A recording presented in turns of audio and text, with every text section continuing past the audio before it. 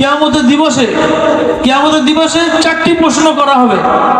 কোন কোন হাদিস আছে 5টি প্রশ্ন করা হবে। তো 4টি প্রশ্ন কি?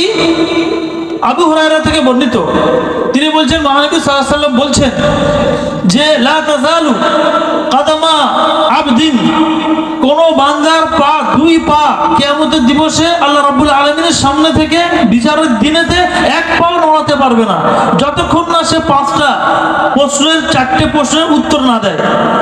যতক্ষণ না এই 4টে প্রশ্নের উত্তর না দেয়। তার মধ্যে কি প্রথম প্রশ্ন এসেছে যে আন উমরিহি ফিমা আফনাহু, তার জীবনকাল সম্পর্কে যে সেটা কোথায় খরচ করেছে, কোথায় ব্যয় করেছে। এই উমর শব্দটা যে অর্থে ব্যবহার হয়েছে এখানে, এটা হচ্ছে সময়কাল, যে মূল্যবান জীবনের সময়কাল।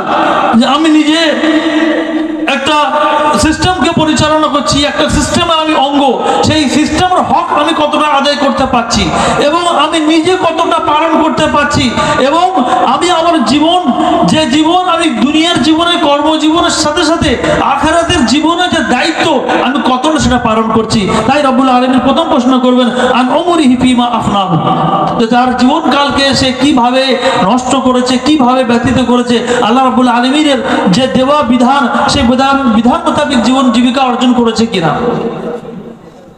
তারপরে দ্বিতীয় প্রশ্ন আসবে যে আন ইলমিন ফিমা আমিলা বিহি, যে সেই জ্ঞান সম্পর্কে যেটা সে জেনেছে আর জানার পরে সেটা কি আমল করেছে।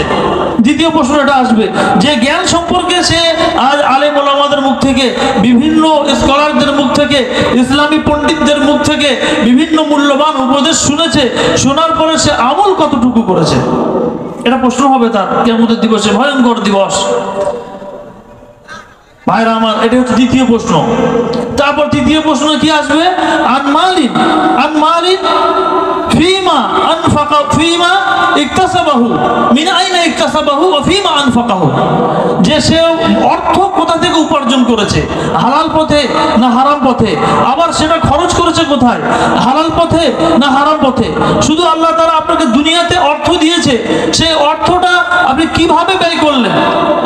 আপনি অনেকে মানুষ আছে যে বলে যে আমার পয়সা আমি যা খুশি করতে পারি। আপনাকে আল্লাহ তাআলা অর্থ দিয়েছে, অর্থ একটা বিরাট বড় নিয়ামত। এই নিয়ামতকে, এই নিয়ামতের হক আদায় করতে হবে।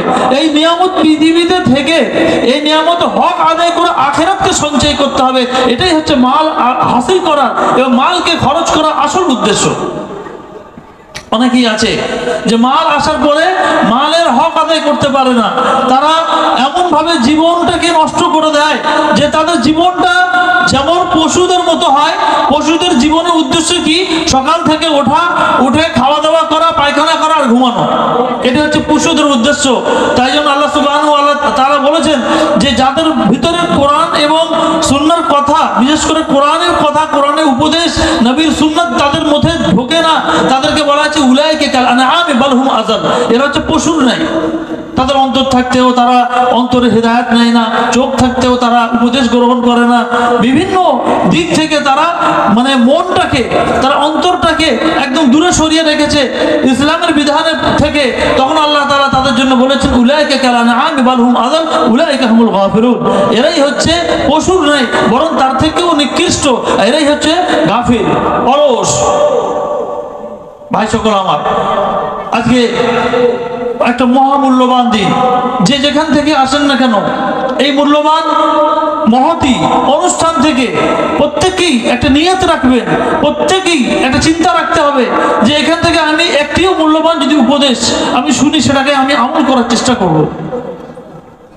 আরেকটি লাস্ট প্রশ্ন যেটা জিজ্ঞাসা করা হবে যে আন জিসমিহি ফিমা আবলাহু, যে তার শরীরটাকে সে কোথায় তার শরীরটাকে লাগিয়েছে। আল্লাহ তাআলা এত বড় নিয়ামত দান করেছে, যার চোখ নেই সে জানে, সে আফসোস করে যে হাই আমার দুটি চোখ যদি থাকতো তাহলে নীল আকাশটাকে দেখতে পেতাম, সবুজ শস্য শ্যামলকে আমি দেখতে পেতাম। কিন্তু যার চোখ আছে সে চোখের মর্যাদা রাখে না, বরং সে অন্যায় অশ্লীল মুভি দেখাতে, ভিডিও দেখাতে, আরো কিছু কাজে তার চোখটাকে নষ্ট করছে। এই জন্য হাদিসের মধ্যে এসছে যে হাতেরও জিনা হয়, হাতেরও ব্যভিচার হয়, পায়েরও ব্যভিচার হয়, চোখেরও ব্যভিচার হয়, প্রতিটি অঙ্গ প্রত্যঙ্গের ব্যভিচার হয়। তাই জন্য আল্লাহ সুবহানাহু ওয়া তাআলা এখানে জিজ্ঞাসা করবে কিয়ামতের দিনে, তোমার জিসম, তোমার শরীর কিভাবে তুমি নষ্ট করেছো, কিভাবে শরীরটাকে কাজে লাগিয়েছো, আমার দিনের পথে নাকি না আমার দিনের পথ থেকে সরে গিয়ে অন্যায় পথে লাগিয়েছো। এখন স্টুডেন্ট থেকে নিয়ে শিক্ষক পর্যন্ত এখন মানুষের সামনে ফিতনা পুরো মানে চারিদিকে ফিতনা ঘুরে বেড়াচ্ছে, ফিতনা সীমাহীন ফিতনা। আর কিয়ামতের পূর্বেতে বলা হয়েছে হাদিসের মধ্যে, কিয়ামতের পূর্বে দুনিয়াটা পুরো ফিতনায় ভরে যাবে। কাকিতাইল মুসলিম, যে অন্ধকার গভীর রাতে কালো মেঘমালার নাই ফিতনা আসবে। আর এখন মোবাইল একটা বিরাট বড় ফিতনা। এখন মোবাইল হচ্ছে একটা বিরাট বড় ফিতনা। যারা ইন্টারনেট আবিষ্কার করছে তারা ইন্টারনেট দেখে না, যারা বিভিন্ন রকম আবিষ্কার করে তারা সেগুলো নিয়ে মেতে নেই, অথচ আমরা সেইগুলো নিয়ে এমন মেতে আছি যে আমরা আমাদের মূল্যবান সময়টাকে নষ্ট করে দিচ্ছি। আপনি ইলন মাস্কের নাম শুনেছেন? ইলন মাস্কে যে একটার পর একটা আবিষ্কার করে চলেছে আর দুনিয়াকে হতবাক করে দিয়েছে। ইলন মাস্ক বলেছে যে ইলন মাস্ক যখন বলল যে এই পৃথিবী থেকে রকেট যেটা ছাড়া হয় সেই রকেটটা পুনরায় নিয়ে আসা সম্ভব, তখন সমস্ত বিজ্ঞানীরা বলল যে না, এটা সম্ভব না। তখন ইলন মাস্ক বলছে হ্যাঁ সম্ভব, বলছে এটা সম্ভব না, এতদিন পর্যন্ত হয়নি। তো ইলন মাস্ক বলছে যে না, এতদিন পর্যন্ত ইলন মাস্ক ভাবনা করেনি, তাই জন্য আসেনি। সবাই এখন ভাইরাল এটা।